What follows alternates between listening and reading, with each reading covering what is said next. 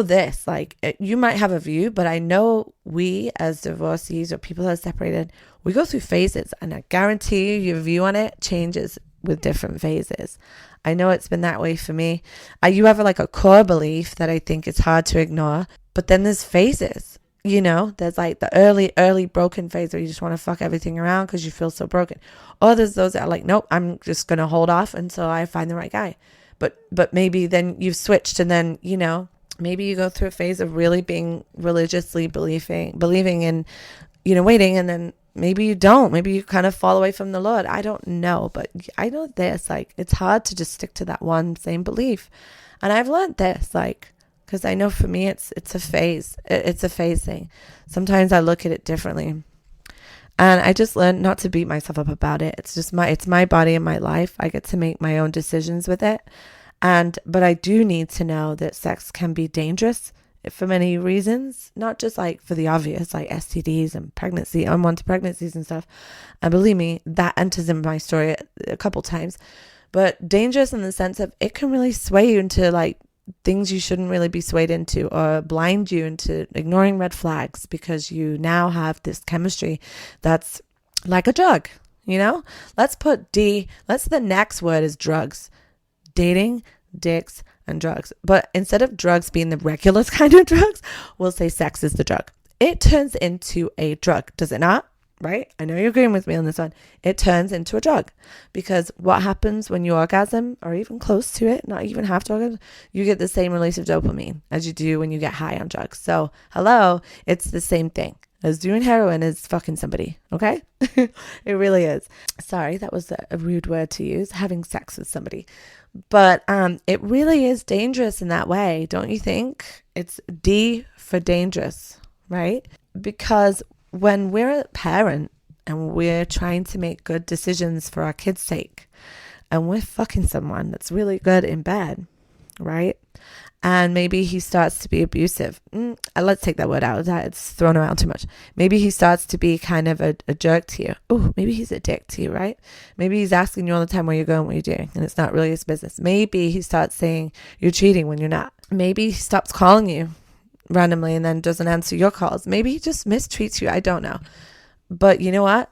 When you get together and you have sex, it's so mind-blowing that it doesn't matter anymore. And you're going to continuously go back. Let's talk about narcissism. What do? What's their biggest trait? I'll give you $1 million right now if somebody could just say, I know. I'm sorry, I don't have $1 million. But anyway, if I had a button, I know 1 million girls would press that button right now and go, I know. They're amazing in bed. Why? Because they know they can control you with that. So ladies, if you are trying to avoid narcissistic people, beware of guys that are really good in bed. I promise you that is one of their top tools of keeping you around and keeping you coming back. And not only do I just know that from my own experience and observations, but I've sat in front of counselors and they have told me that. And they've told me that they have clients that won't leave their 30-year plus relationships with an extreme narcissist because they're so good in bed. I'm telling you that. It's dangerous. Sex can be dangerous. It can also be amazing. It can be really beautiful. And it can be like just the most amazing thing you've ever at the same time, it can be fucking dangerous. So be really wary when it comes to sex, guys. I'm telling you this. Learn from my mistakes, learn from my stories, learn from my experiences, or not just mine, but experiences that we've all walked through and that I've heard and shared. And let me give you a couple of mine. Okay. I'll give you a story. A guy who I happened to fall into the arms of real quick after the divorce. We separated October. I met him in that December. So he lived out of state, mind you. So it was much safer in the sense that he was a long distance thing that started. He was very narcissistic, charming as fuck, just so pouring his affection on me. I was just so opposite to what I've been used to. I didn't know what the signs of narcissism was, other than what addiction does, right? That's pretty narcissistic. I'd been with an addict for the last 10 years, but he wasn't your typical narcissist person. So I wasn't too privy to the tricks of the trade, right? Anyway, but the charm and just like that, just like making you feel like he was like almost like dad-like in a way. He's like, I'll take care of you. I'll protect you. All that shit they tell you, right? And then and they try to control you, and just when you think you're pretty safe with them, they flip some shit on you, right? They go crazy. They start being very jealous, very possessive, very accusatory that you're cheating and things like that. So that's how he was. I couldn't even look at I had to look at the floor. Otherwise, if I even looked around, he'd be like, he'd watch me to see I wasn't catching someone's eye. It was just terrible. I mean, it was very traumatic, actually. But I was so like weak and dumb and stupid. And he wanted to impregnate me so bad, right? But I used to have sex with him because his sex was so bomb, right? And long story short, like on and off and a lot of drama, he ended up accidentally getting me pregnant. And this was only a year now after I'd separated from my kid's dad, and they had never even met this guy as well, because I'd kept him at arms, right? He was my once a month guy I went to visit when I could get my babysitter, and I'd go stay with him for a weekend out of state. And so lo and behold, he gets me pregnant, and I was just in a tizzy because I got 3 young kids. I'm single. I don't even like this guy like that, really, that much. I mean, I like him. I'm telling him I love him and stuff, but I knew deep down he was not good. And so I'm stuck with this pregnancy, and I'm freaking out. And I didn't know what to do, so I just carried on waiting. And it was right before Christmas, and I started cramping, so I went to the hospital, and they couldn't see anything. So then I had to follow up next day with my OBGYN, and I went there, and they were like, well, your number's doubled, so you still are pregnant, and if they didn't see anything, it means it's ectopic, and it's dangerous, and you have to go to the ER right now. So I'm like, oh my God. So ectopic, for those that might not know, I'm sure ladies listening knows what it is. The baby implants in your fallopian tube, not your uterus. So it's very dangerous, very small space. And when it doubles in size every day, it's bound to rupture within, a matter of days. So very dangerous, has to be removed urgently. Or what they can sometimes do is like give you a medicine to abort, right, to abort it. So anyway, I go on Christmas Eve. My parents are over, thankfully, looking after the kids, and they don't have a clue what's going on. My kids are just like crying, like, where's mom? And I'm sitting in the ER waiting. 3 hours go by. My mom's freaking out. What's going on? I end up abandoning the thing. I'm like, fuck this. I'm going home. I'm going to go wrap presents, be with my kids. It's Christmas Eve, all of that. And then Christmas morning, I wake up, go to the bathroom, pass out, puke, on the floor, and then I had to crawl to the couch, and we had to call 911, and I was basically, it ruptured inside of me and massive internal bleeding, and I almost died right there in my own living room. So I had lost so much blood internally, blood pressure so low that I lost my sight and vision. They had to rush me to the hospital. I had to have an emergency surgery, and I had to have a full blood transfusion.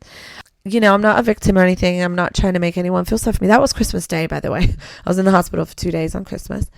But what I guess that lesson taught me is, you know what, Jeanette, like, I felt like God was trying to wake me up a little by shaking me. Like, you know what, Missy, like, you shouldn't be fucking with this kind of guy, and only because the sex is good. And this is the kind of thing, I dodged a bullet, honestly, with that one. And I was given a chance again to not only not die, but, not have to be, burdened with a 4th kid. I mean, I'm sorry, but I wasn't ready for that. So, and I didn't want to have an abortion. So anyway, it was really kind of an eye opener as to one of the consequences that comes from some of that stuff, that irresponsible behavior, if you will, of just being like, I don't mind, I want to have sex with this guy, it's a great idea. Now, mind you, nobody asks for that. That's not really like a punishment, but it's a consequence, right? I wasn't being very careful. I was just being like not very thoughtful about what the consequences could be, and putting my selfish desires ahead of, and I mean, some might argue I wasn't, but I personally think that I was. But long story short, I had to stop. I had to stop with that guy. I had to stop that kind of behavior. And honestly, since then, it's still not a walk in the park. I've not been like celibate since then. That was Christmas Day, 2015. And we're already now almost halfway through 2022. So 2015 to 2022, 7 years ago. Have I been celibate since then? Hell no, I haven't. And so I've had some other consequences to manage since then. So I'm not perfect, guys. I'm absolutely zero perfect, but it's a work in progress, and I'm here to share some of my experiences to give you some warning, to say, be careful out there when you're playing with the dangers of what dating and sex can bring, because you got kids to think about. Imagine if I died that day, my kids would have had nobody, no mom, no dad. Dad's gone on drugs and disappeared. That's another word, D word, disappeared and because of drugs. D because of D.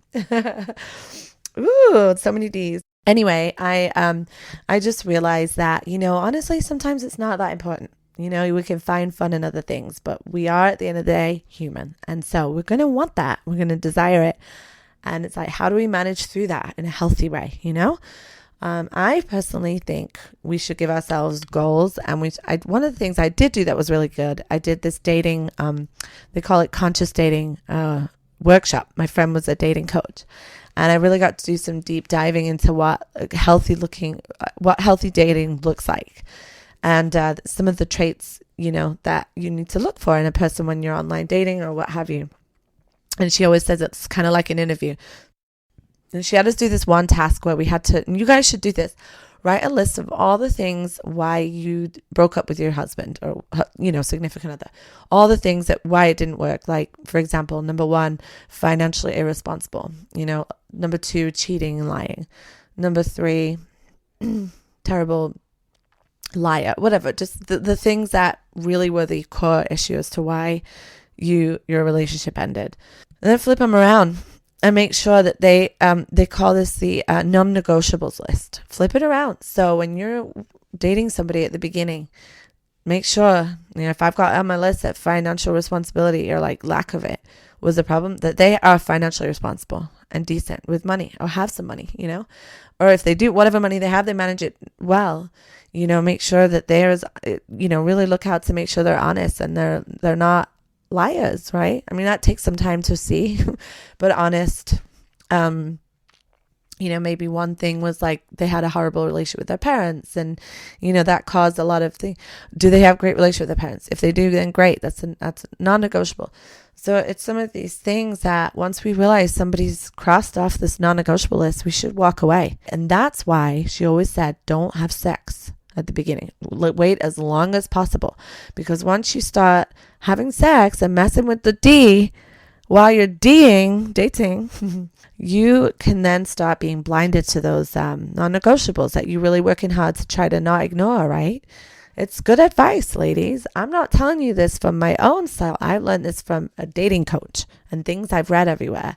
And am I perfect at it? No, but I'm getting better. Every relationship I have, it seems to be shorter and shorter because I don't ignore the red flags, which kind of makes me think I still attract the people. Like, if they get shorter and shorter, that's good. It means I'm getting rid of them, earlier, but that means I'm still attracting the same douchebags, another D word, that have the shitty aspects that, caused problems in my last marriage. So that's a whole nother story I got to try to work through, but no, I'm just, for me, my life is like, I don't have a whole lot of room for serious relationships. I have 3 kids. I have a busy job. I have a lot of hobbies, a lot of friends. And my kids, I made them that promise. I still stick to that. Now, if I'm dating somebody now, and he came to the house on Sunday, and the kids have seen him, but it's like he didn't stay long. He didn't stay over. And now they're old enough. It's been 8 years. Like, they can kind of understand and be okay with me dating, but it's taken a long time for me. And I still would never move a guy in here and like be like, we're getting married and like meet your new dad. That's just not something I ever do. I'm personally going to, at least my girls anyway, I'm going to wait till they probably move out before I would ever get serious like that. So how serious can I ever get with somebody, honestly, if that's my life and my boundaries, So in a way, I keep telling myself, well, you're only dating people. You can't really get too serious, because when, the guy I was dating in 2020, I don't want to use names, but he was the closest thing to what I thought I could consider being someone serious. And we dated for just over a year. He never moved in or anything, but, he would stay over when the kids weren't here, but he'd come over sometimes when the kids were here. He came at Christmas, and the kids had a really hard time with it still. They didn't really like him that much. Don't know why. He was a nice guy, but they just didn't like the whole idea of it. So again, it was still, in my mind, it was like it was just too soon for them.